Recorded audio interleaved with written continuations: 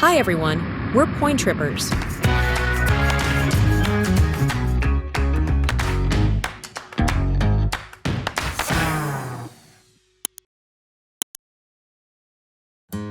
On this trip, our family mostly stayed at Hilton hotels. So today, we'd like to share a bit more about Hilton credit cards. From what we've seen, Hilton cards are pretty easy to get, especially if it's your first card in the US. They're also really simple to use when it comes to earning and redeeming points. With just 1 or 2 Hilton cards, you can get much closer to traveling for free. There are 3 Hilton credit cards for individuals, all issued by American Express. The basic one is called the Hilton Honors Card. Then there's the mid-tier Surpass and the top-tier Aspire. If you include the Hilton Business Card, that makes 4 cards in total. And yes, technically, you can hold all 4 at the same time. Each card comes with a generous welcome bonus, usually between 100,000 and 170,000 points.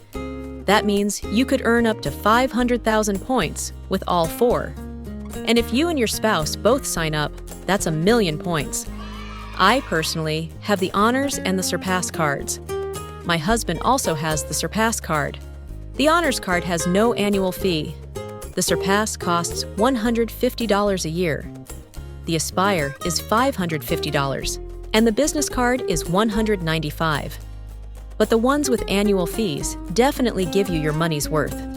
For example, the Surpass card gives you automatic gold status with Hilton. With gold, you get things like a room upgrade and free breakfast. Now, many Hilton hotels in the US don't actually serve breakfast. Instead, Gold members get a $30 daily hotel credit for 2 people.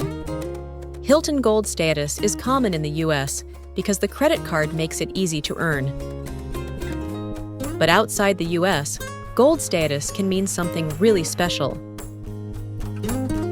In most countries, the only way to earn Gold is by staying 60 nights a year at Hilton hotels. But in the US, you can get it with just 1 credit card. My husband was thrilled to get the Gold treatment on this trip. At the Ramses Hilton in Cairo, they gave us a free upgrade to a room with a fantastic view, worth $400 to $500 a night, without us even asking. The room also came with access to the executive lounge, where we had breakfast and dinner for 2 nights. That saved us money on meals. We also had unlimited free drinks and bottled water, small perks, but they really added up. Now, back to that $150 annual fee on the Surpass card. One of its perks is a $50 Hilton credit every quarter. That's $200 a year. We used that credit on our 3rd day at a Hilton hotel in Alexandria. We chose a room that combined points and cash. It was an executive room, which normally costs 48,000 points per night. But with the mixed payment option, we only needed 9,000 points plus $100 in cash. My husband paid $50 with my Surpass card and another $50 with his own. That way, we'll both get our $50 quarterly credits refunded. So in the end, we stayed in that upgraded executive room for just 9,000 points. Of course, you won't always stay at a Hilton every quarter, so it's not always easy to use the credit. Until recently, you could use it to buy Hilton gift cards. So every 3 months, I'd buy 1. My husband brought a few of them on this trip. You can also use the credit on things like room service or hotel restaurants.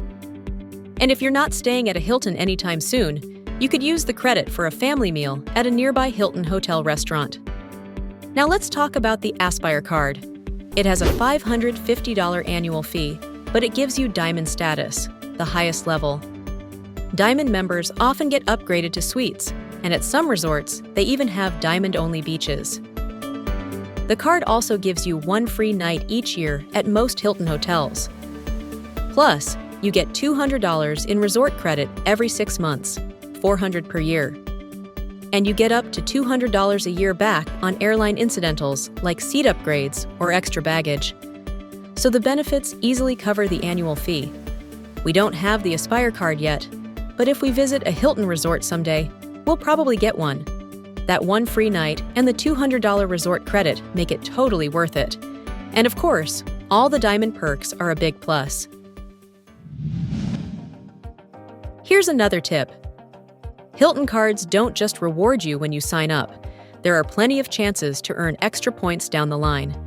A few years ago, I downgraded my Surpass to the no-fee version. Not long after, Amex offered me 100,000 points if I upgraded back to Surpass. I accepted, of course. Another time, I called to cancel my basic Hilton card, and they offered me 50,000 points just to keep it for another year. If you stay at Hilton hotels for business trips, check their website often.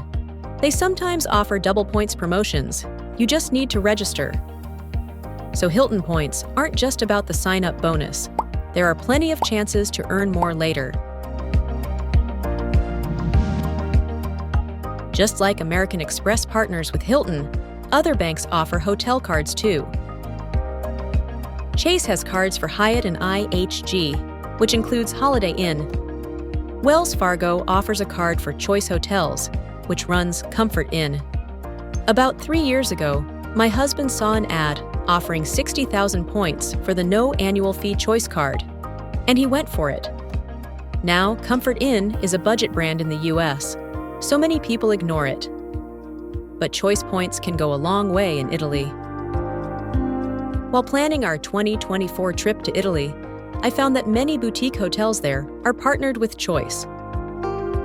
We spent 3 nights near the Trevi Fountain in Rome for just 10,000 points per night. In Venice, we stayed in a luxury suite for only 25,000 points. My son still talks about that suite. The hotel even let us borrow a private boat to explore nearby islands. Altogether, we saved $800 to $1,000. Out of our 7 nights in Italy, 4 were covered with Choice points. So if you're thinking about a trip to Italy, the Choice card from Wells Fargo might be worth a look.